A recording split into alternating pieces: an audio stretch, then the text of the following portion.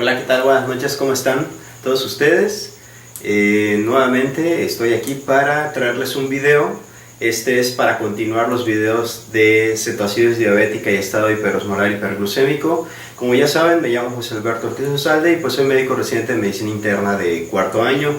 Recuerden que estos son videos educativos, están enfocados principalmente para estudiantes del área de la salud, ¿vale? Y algunos médicos generales que deseen verlo. Espero que les sirva y pues vamos a verlo. Vamos a hablar acerca de generalidades y cómo hacer el diagnóstico de la cetoacidosis diabética y del estado hiperosmolar. Para esto utilicé este cuadro comparativo que nos podrá ayudar a diferenciar estas dos patologías. Primero que nada puse aquí diabetes mellitus descompensada. Hay que saber qué es una diabetes mellitus descompensada y qué es una diabetes mellitus descontrolada. La diabetes mellitus descompensada es aquella crisis hiperglucémica en la que el paciente presenta signos y síntomas característicos de estas dos patologías, ¿sí? Evidentemente esta compromete la vida, ¿sí? Y debe de ser manejada en un hospital. En cambio, la diabetes mellitus descontrolada sí es una elevación de la glucosa, pero que no presenta los signos, los síntomas o los datos de diagnóstico característicos de estas patologías. Y pues bueno, puede recibir un tratamiento ambulatorio, en algunos casos puede ameritar un tratamiento hospitalario, pero debemos de saber qué es lo que está condicionando el descontrol de la glucosa en esos casos. Entonces, en general, la cetoacidosis diabética del estado hiperosmolar se considera una diabetes mellitus descompensada. No solo los niveles de glucosa elevados pueden considerarse una diabetes mellitus descompensada, hay que considerar también a la hipoglucemia como parte de la diabetes mellitus descompensada. Claro que ahí no hay una elevación de la glucosa, sino una disminución de la glucosa, ¿vale? Solo que condiciona igual síntomas de neuroglicopenia, etc. Es importante saber cuál es la mortalidad y por qué tienen esa mortalidad. Pues sí, el estado hiperosmolar hiperglucémico tiene una mortalidad más elevada que la cetoacidosis diabética, en promedio de 10 a 15% aproximadamente, y la cetoacidosis diabética de un 2 a un 5%.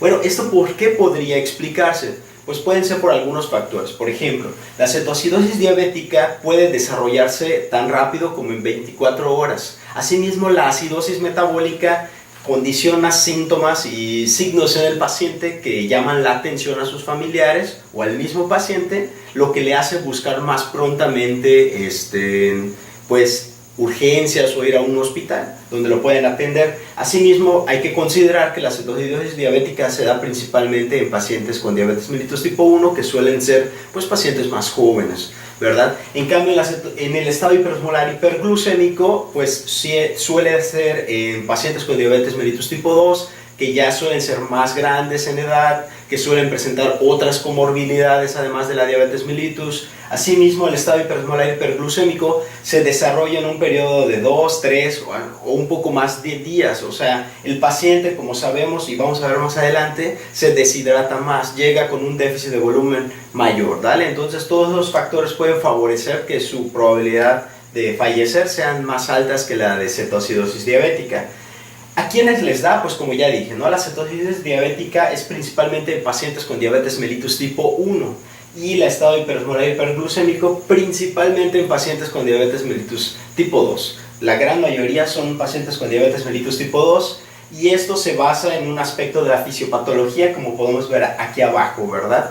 ¿En qué aspecto? En la cetoacidosis diabética, una de las características principales es la ausencia de insulina o un déficit tremendamente importante de la insulina, que es diferente en el estado hiperosmolar hiperglucémico, en el que puede haber una deficiencia de la secreción de la insulina o resistencia a la acción de la insulina, ¿verdad? Esto es fundamentalmente básico, ya que la ausencia de la insulina es lo que condiciona la lipólisis, y esto condiciona la cetogénesis, y esto condiciona la acidosis, ¿verdad? ¿Qué otro aspecto es importante? También, no lo olvidé mencionarlo, pero en algún porcentaje de los casos, en este caso entre 20 y 30% de los casos, puede haber algunas características mixtas, o sea, pueden mezclarse algunas características, ¿verdad? Puede presentarse con un estado hiperosmolar con algunas características de cetoacidosis diabética, ¿sí? La fisiopatología básica, pues ya lo sabemos. La hiperglucemia se debe a por una ausencia de insulina en la diabetes mellitus tipo 1 o un déficit muy importante. Y en el estado hiperosmolar hiperglucémico puede estar disminuida la insulina o una resistencia a la insulina. En la cetoacidosis diabética algo fundamental es la elevación de las hormonas contrarreguladoras. En este caso la más importante que debemos de recordar es la elevación del glucagón, que como sabemos favorece la gluconeogénesis, favorece que haya la lipólisis, que haya el acúmulo de acetilcoenzima A, la activación de la ruta de la cetogénesis, acúmulo de cuerpos cetónicos, acidosis, etc. ¿Verdad? Esto es primordial. En cambio, lo que predomina en el estado hiperosmolar hiperglucémico es la elevación de la glucosa. Esto condiciona la glucosuria, esto condiciona que se pierda volumen y esto favorece la concentración de los osmoles en la sangre, lo que aumenta la osmolaridad. Que esto que mencioné pues es lo primordial de la fisiopatología de ambas entidades. Sin embargo, deben de recordar que ambas se caracterizan por también presentar una disminución del volumen extracelular muy importante. Y otro aspecto que deben de recordar es cuánto es el déficit de agua. El déficit de agua en promedio es de 4 a 6 litros totales en la cetoacidosis diabética. Varía un poquito dependiendo de la bibliografía que revisen, pero en promedio se pierden 100 mililitros por kilo de peso.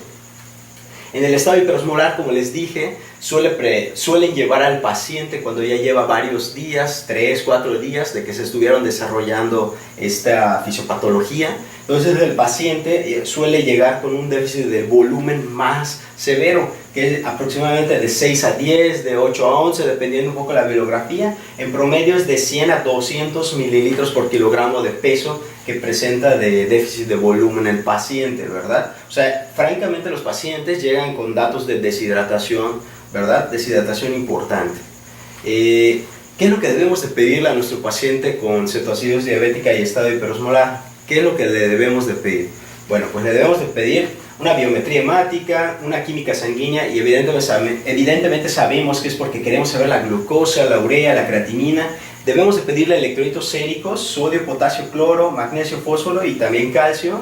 Evidentemente una gasometría. Esta puede ser arterial o venosa. Realmente para hacer el diagnóstico podemos tomar una venosa. Sin embargo, si lo consideramos porque el paciente puede presentar alguna patología pulmonar como precipitante, o si queremos considerar evaluar una escala de mortalidad o una escala de riesgo, pues sería prudente tener una arterial, aunque sea una inicial, y posteriormente se puede ir haciendo las valoraciones del pH y del bicarbonato con venosas, muestras venosas, ¿verdad? Asimismo, es muy importante tener un examen general de orina para evaluar si hay datos de un proceso infeccioso como precipitante en las vías urinarias o para simplemente saber evidentemente la presencia de cetonas.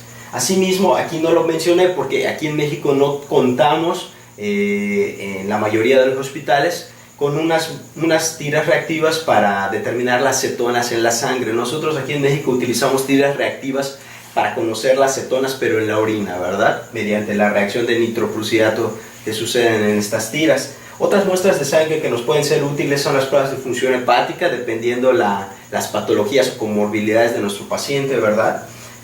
O tiempos de coagulación pueden tener utilidad. Y otros, aquí puse otros, es dependiendo del contexto clínico. Si estamos pensando que uno de los precipitantes fue un infarto, pues bueno, podemos pedirle enzimas cardíacas. Si estamos pensando en una tromboembolia pulmonar, podemos considerar tomarle un dímero D, ¿verdad? Entre otras pruebas que podemos considerar alternativas, pero las que les acabo de mencionar son las primordiales, ¿verdad? La BH, pues evidentemente es para saber si tiene el paciente anemia, para saber si tiene datos que apoyen o no un proceso infeccioso, ya que en la cetoacidosis diabética pues sabemos que puede presentarse leucocitosis sin que necesariamente el paciente pues tenga un proceso infeccioso. Se dice que cuando el paciente tiene una leucocitosis muy importante, arriba de 22.000, o que presente bandas más de 10%, hay que considerar de una manera muy importante un proceso infeccioso. Asimismo debemos de considerar síndrome de respuesta inflamatoria sistémica, y que algunos aspectos se pueden ver en la VH, ¿sí? En la química sanguínea, pues evidentemente ver el nivel de glucosa, la urea y la creatinina para saber si hay algún daño renal. ¿Sí? Los electrolitos séricos son sumamente importantes, lo vamos a ver en el apartado de tratamiento, pero son sumamente importantes. Primero porque en la cetoacidosis diabética tiende a haber una hiponatremia, ¿verdad? Este tipo de hiponatremia se da porque conforme se va incrementando la glucosa, se va disminuyendo el sodio. El potasio es un electrolito sumamente importante en la cetoacidosis diabética. El conocimiento del valor de potasio de manera inicial es muy importante para dictaminar si vas a empezar la infusión de insulina. O sea que es muy importante tener la determinación de potasio antes de empezar la infusión de la insulina, ¿verdad? Eso lo vamos a ver también en tratamiento y lo menciono en el video de fisiopatología, ¿sí? Pero los niveles de potasio, tanto altos como bajos, pueden condicionar arritmias cardíacas, incluso paro cardiorrespiratorio, paro cardíaco. Las alteraciones del sodio principalmente van a impactar en el estado de alerta del paciente. Niveles muy altos o muy bajos de sodio pueden impactar en el estado neurológico de nuestro paciente, ¿verdad? El magnesio, el fósforo son otros electrolitos que pueden disminuir en un paciente que tiene alguno de estos trastornos, ¿verdad? Como ya habíamos dicho, la glucosuria, o sea, orinar mucha glucosa, en base a que perdamos mucho volumen, y con ese volumen también se lleva algunos electrolitos séricos, ¿sí? Ahora veamos unas diferencias que son de suma importancia. Dentro de los criterios se considera criterios diagnósticos para ambas entidades. En cetoacidosis tener una glucosa mayor de 250. ¿Por qué consideran el valor más de 250? Se ha visto que los aspectos esenciales de la fisiopatología empiezan aproximadamente cuando se rebasan los 200, y aquí se consideró un valor como 250. Recuerden que el umbral para el cual ya no se puede reabsorber la glucosa en el túbulo contorneado proximal de las nefronas es de 200 miligramos. Es decir, a partir de que el paciente persistentemente presenta valores de glicemia mayores de 200, empieza a superarse ese umbral que es 200 y empieza a perderse glucosa a través de la orina, ¿verdad? Y si aunado a esto, a esta pérdida de volumen por la glucosuria, ¿verdad?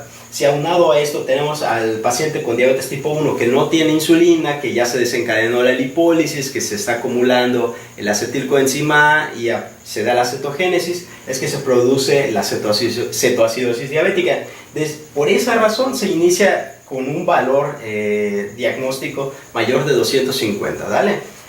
Se ha visto que en el estado hiperosmolar hiperglucémico, como parte de su fisiopatología principal es la glucosuria y es la poliuria y la pérdida de volumen, la deshidratación, pues ellos tienden a tener o a manejar niveles de glucosa pues más elevados, ¿verdad? Más de 600, que es lo más habitual o lo más característico, ¿verdad? La osmolaridad efectiva, recuerden que la osmolaridad que se calcula en un paciente que estamos considerando alguno de estos trastornos es la osmolaridad efectiva. Es decir, 2 veces el sodio, o sea, multiplicamos 2 por el valor que tengamos de sodio, más la glucosa entre 18, ¿verdad? Eso nos va a dar a nosotros la osmolaridad efectiva.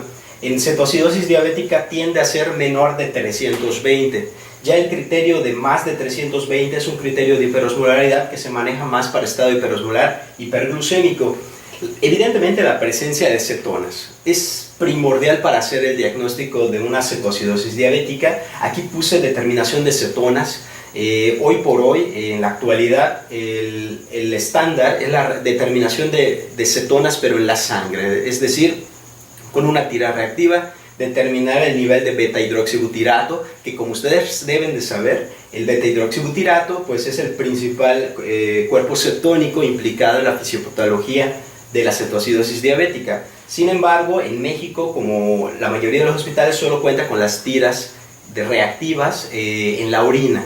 Estas tiras reactivas en la orina que determinan la presencia de 2 cuerpos cetónicos, ¿verdad? Que es el cetoacetato o ácido acético, y también determina la presencia de las cetonas, ¿sí?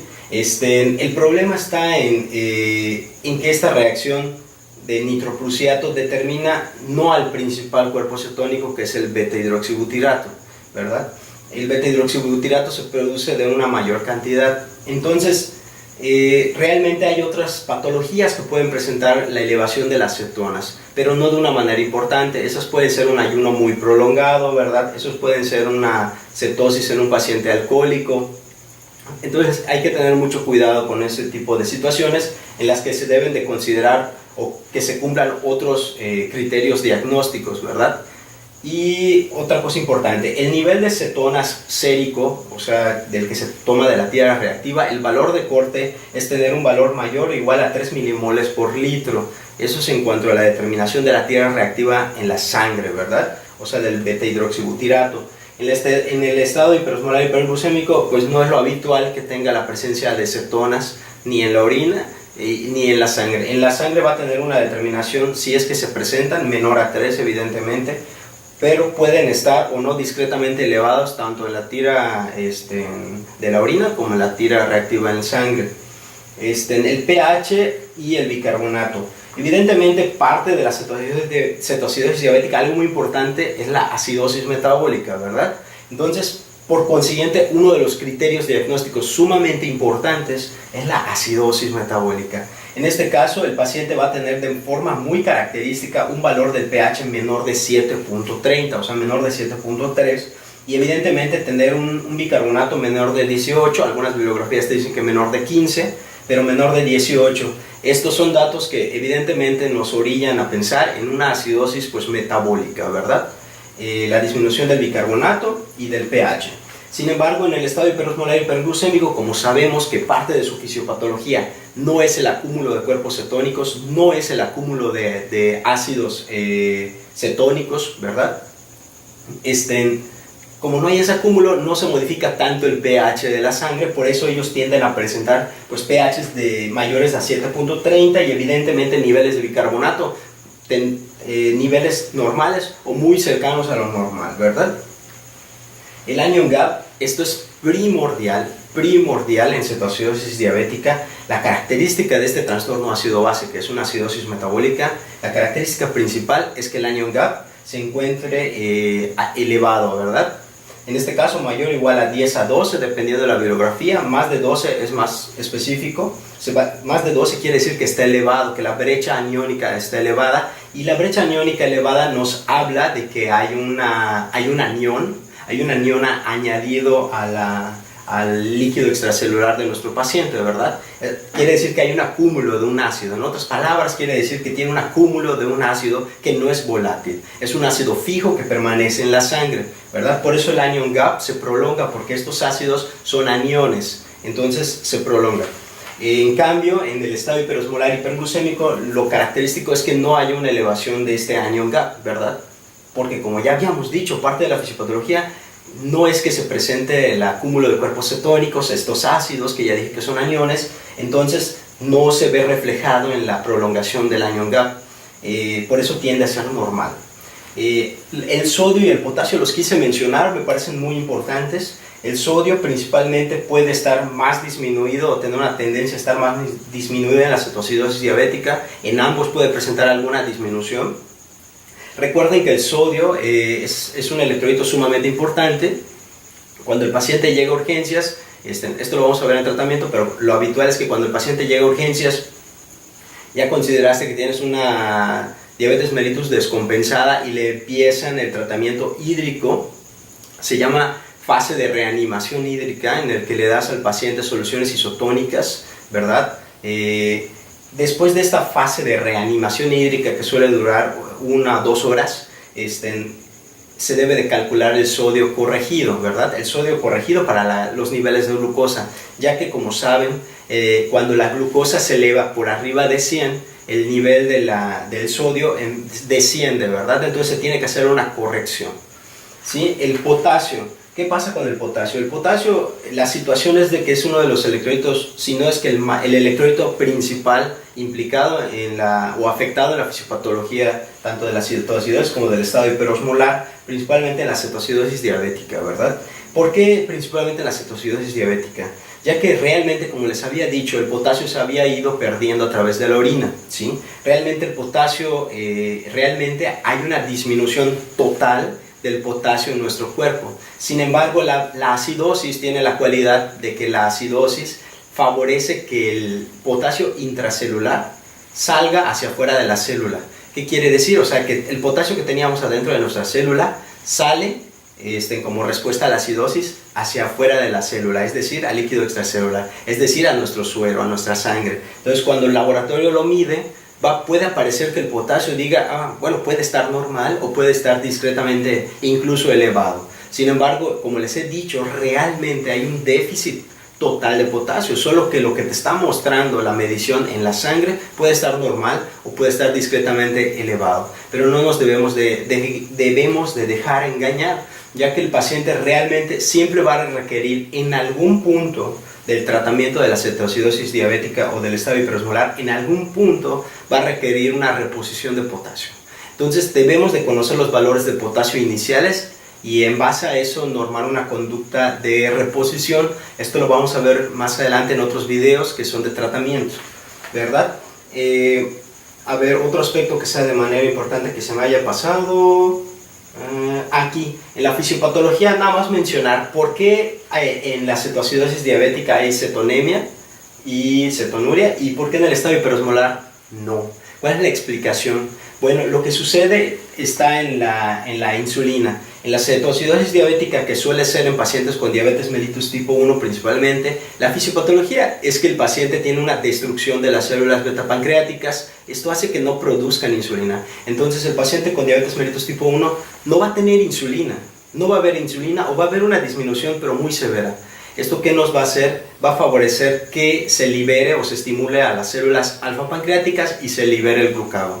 El glucagón va a favorecer más hiperglucemia, va a favorecer lipólisis, va a favorecer que se dé acúmulo de la acetilcoenzima A, y esto va a hacer que se active de manera anormal la ruta de cetogénesis en el hígado, ¿verdad? Hay una alteración en el metabolismo hepático y va a favorecer la producción de cetonas, cuerpos cetónicos, que son ácidos. Esto va a producir la determinación de cetonas en la sangre y va a producir acidez.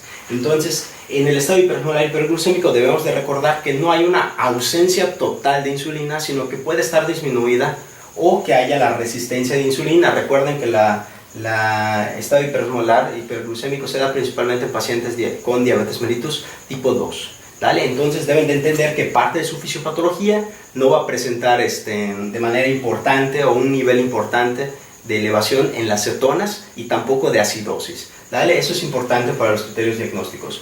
Entonces, solo para recapitular, los criterios diagnósticos fundamentales para un paciente con cetoacidosis diabética, ¿cuáles son?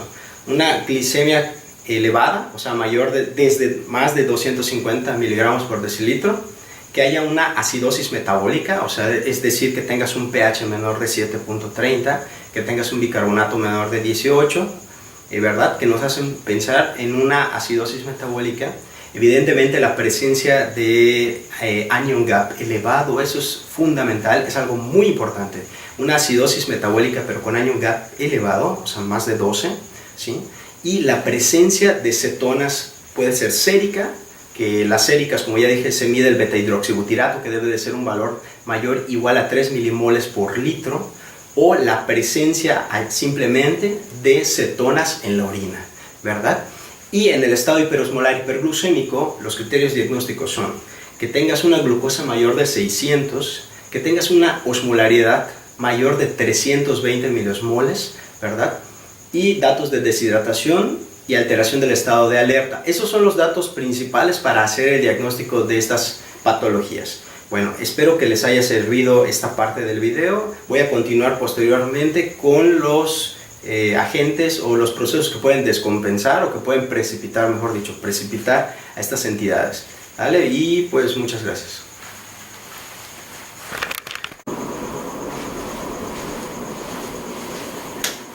Y bueno, continuando con el siguiente punto, es cuáles son los precipitantes o cuáles son los desencadenantes de una cetoacidosis diabética y de un estado hiperosmolar hiperglucémico. Bueno, punto número 1 es que de 20 a 30% de los pacientes pueden presentarse o hacerse el diagnóstico de esta manera. Es decir, 20 a 30% de los pacientes que se presentan con cetoacidosis diabética o estado hiperosmolar hiperglucémico es la primera vez que presentan una alteración en la glucosa o al menos que se determina, que se objetiviza, que se diagnostica, o sea, es su debut como diabético. En 20 a 30% de los casos es su debut como diabético, ¿verdad? Con una de estas complicaciones agudas, ¿sí? Otra cosa que deben de entender, dependiendo de qué país se haya hecho los estudios para determinar qué tipo de precipitantes es el más frecuente, es la manera en la que podemos saber cuál es el más frecuente. Por ejemplo, en Estados Unidos se ha visto que la falta de adherencia al tratamiento de insulina es el principal precipitante o desencadenante de estas complicaciones agudas de la diabetes. Sin embargo, en otros países que no sean Estados Unidos, la principal causa o principal desencadenante son los procesos infecciosos, ¿verdad? No obstante, yo lo dividí de esta manera: desencadenantes o precipitantes. Si se relacionan al tratamiento, sí. La principal causa desencadenante o precipitante de estos procesos, sí, es la falta de adherencia al tratamiento, ¿verdad? La falta de adherencia al tratamiento, asimismo otras literaturas te reportan que la falta de adherencia al tratamiento insulínico es la principal causa de cetoacidosis diabética recurrente, ¿verdad? Eso es muy importante tenerlo en cuenta. Ahora, si el desencadenante no lo relacionamos al tratamiento del paciente previamente, ¿verdad? Entonces sí podríamos decir que los procesos infecciosos son la principal causa o principal desencadenante precipitante de que se den estas patologías. En este caso, las infecciones de vías urinarias, la neumonía y la sepsis ocupan, el 50% de las causas precipitantes. Depende un poco la serie que se menciona, pero aproximadamente un 30-50% de las precipitantes son por causas infecciosas, ¿verdad?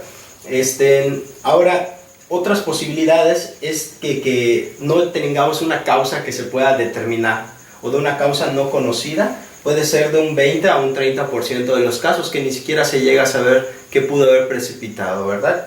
Y dentro de otras, realmente todo lo que condicione un estrés al cuerpo, lo que sea que condicione un estrés al cuerpo, es decir, que aumente las necesidades, que aumente la demanda de energía, que aumente la necesidad de la insulina, llámese, pues bueno, como ya vimos, un proceso infeccioso, ¿verdad?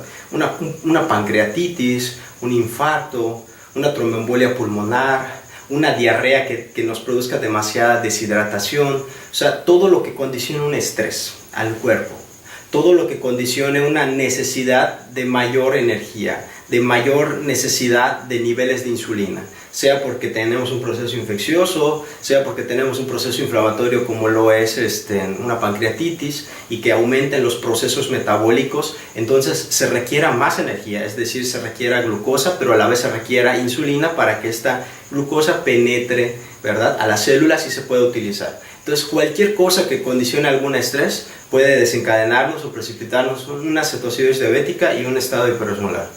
Cuando nuestro paciente llega, lo debemos de estabilizar. Y posteriormente que el paciente ya se encuentra estabilizado hemodinámicamente, nosotros debemos de buscar una causa que lo precipite. Como ya sabemos, evidentemente hay que considerar en la historia clínica si el paciente ya usaba o no usaba insulina, y si no lo estaba usando, ¿verdad?, para considerarlo como la causa que lo pudo haber precipitado, y descartar pues los más frecuentes, ¿verdad? Algún proceso infeccioso en las vías urinarias, descartar algún proceso infeccioso en vías respiratorias. Pues para eso vamos a poder utilizar urocultivos, ¿verdad? Podemos determinar el examen general de orina, se le puede hacer una radiografía de tórax, una gasometría, si estamos considerando alguna alteración respiratoria, ¿verdad? Y bueno, pues eso es para concluir la parte de precipitantes o desencadenantes. Pero no se les olvide, casi cualquier cosa que condiciona algún estrés al cuerpo va a desencadenar o puede desencadenar una cetoacidosis diabética y un estado hiperosmolar hiperglucémico. Muchas gracias.